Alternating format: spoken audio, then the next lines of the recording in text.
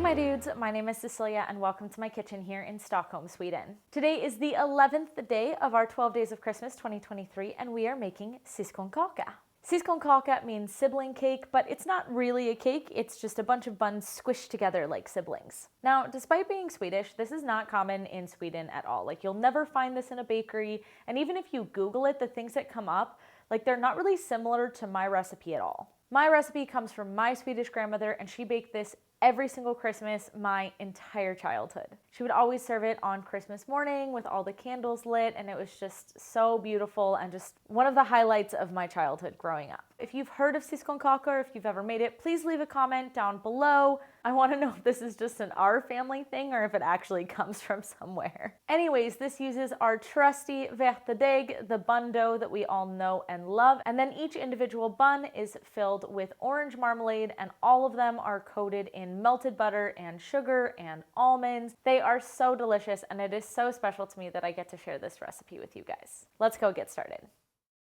Into the bowl of your stand mixer, pour 550 grams of flour, 275 grams of milk, 100 grams of sugar, 7 grams of salt, 35 grams of fresh yeast, and 100 grams of butter. Pop on the stand mixer and, using the hook attachment, mix on slow for 5 minutes, just so the dough comes together. After 5 minutes, kick up the speed to medium fast for around half an hour. This may seem like a long time, but it's necessary. Check if the dough is ready by doing a window pane test. With very wet hands, take a piece of dough and stretch it between your fingers. See how you can see my fingers through the dough and it's not ripping? This dough is ready. Take the dough out of the bowl and flatten into a rectangular-ish shape. Wrap tightly in plastic wrap and pop in the fridge. The dough has been in the refrigerator for several hours now. It needs at least an hour. You want it to get cold and you want it to relax. You know, it's business time when the sleeves get rolled up and when the rings get taken off. I almost never take my rings off unless I'm really elbows deep in something. There we go.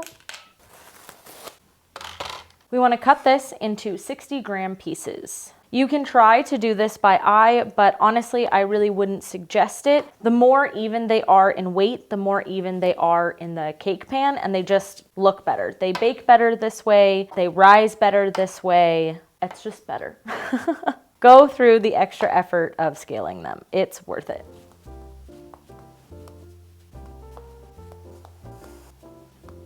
And now we want to round them so they have a nice smooth surface on top. So you're going to take your little guy, and I like to kind of flip it over at first and maybe do that one more time. I already have the start of a rounded, smooth top. And then I'm gonna be going a little bit like this, kind of this clawing motion, and this helps me tuck those kind of corners and edges under. At this point, it's starting to get really round. It's also starting to get really smooth, but it's not there yet. Now I'm gonna move to my hand being in this C formation here. And this part of my hand is going to be on the countertop, and I am going to be rolling this way. I'm left-handed and my hand is going in, it's going clockwise. If I'm using my right hand, I'm also rotating in and I'm going counterclockwise. And we're rounding, rounding, rounding, rounding. Now it feels pretty round, and I'm taking this part of my hand here and I'm just kind of finishing it off so it gets even rounder, and it kind of just helps it go. And we have this little butthole on the bottom here, and then we have our nice smooth top. And once you get the hang of it, you can just do that with 2 hands, like this.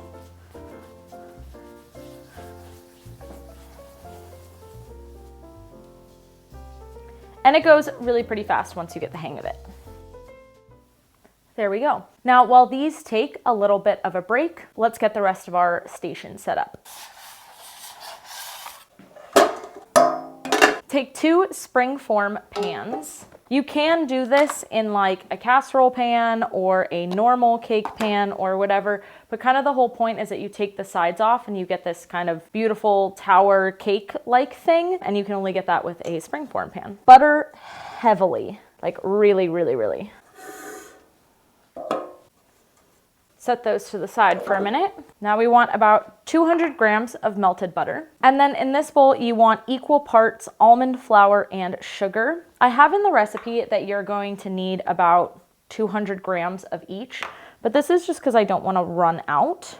This is very much like by eye. You don't need to use all of this. You might not use all of this. We're gonna start with that. And then you will also need 1 jar of orange marmalade. This one I made myself last year.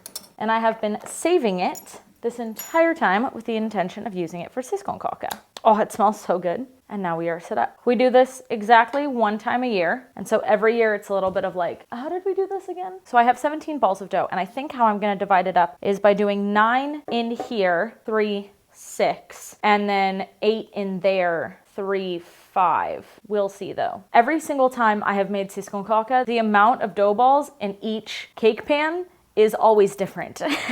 There is never consistency year after year. You're gonna take a ball of dough, you're gonna turn it upside down to where its little butt is, right? Squish it open until you have a little ball like this. Now we're gonna add just a little bit of marmalade. This is like half a teaspoon. And you are very carefully going to cover up that marmalade. You're gonna make sure that none is squishing out and you're gonna pinch, pinch, pinch, pinch, pinch. And then our outside is all nice and smooth. It is very important that you remember what side is the bottom side and what side is the top side, because you are now going to put it in the butter and really coat the entire thing like that. Pick it up, trip, trip, trip, and then into this guy like that. That's my bottom, and plop.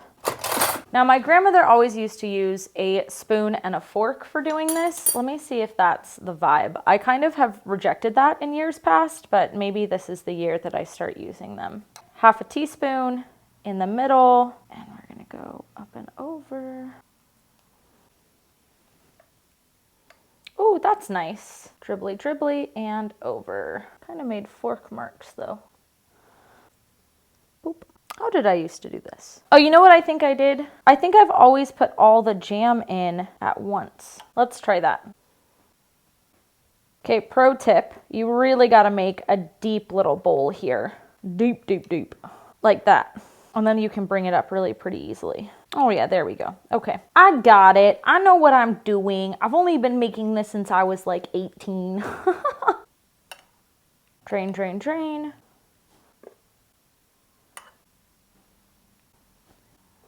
They're always a little weird. They're always a little random. And that's what we love about them. That one is done, and we move on to the next one.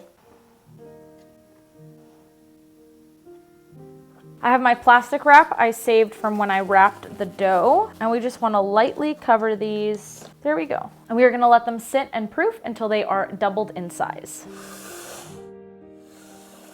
It's been about 2 hours, and these guys have gotten a lot bigger. They're looking fluffy, they're looking puffy. We love to see it. You can also tell that they have proofed a lot because the like almond sugar butter topping has like started to crackle. They're definitely good to go. Into the oven they go.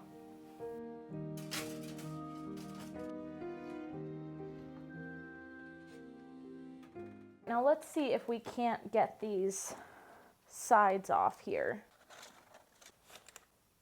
Nice. This looks really, really, really nice. Yes! I cannot tell you the amount of years we have made these and they've kind of burned. I think one of the reasons also that these didn't burn is that I didn't overpack them in here. Sometimes when they're really packed in there, like it's really beautiful, but it takes them a really long time to bake, and then the sides and the top burn, and that's a whole thing. But these look great. Oh, I'm so excited. I love when I do things that I've been doing since childhood well. It's like a revelation every time. Oh, also, if you're really concerned about them in the oven and you're like, well, they look brown on top, but I don't know if they're done inside, blah, blah, blah, I'm freaking out. You can always just take the internal temp, and as long as they are at least 92 degrees Celsius inside, they're gonna be baked. Look how beautiful that is! I've always wanted to open my own bakery and then sell these and sell them as like Syskonkaka, and then sell individual ones like this and call them ensambarn, which means only children, because I think that that is cute. And as an only child myself, I would appreciate that. I think that's funny.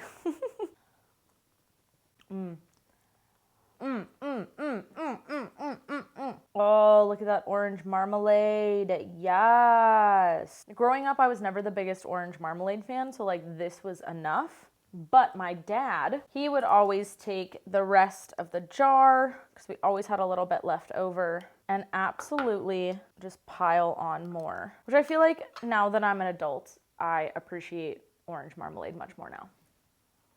That's the business right there.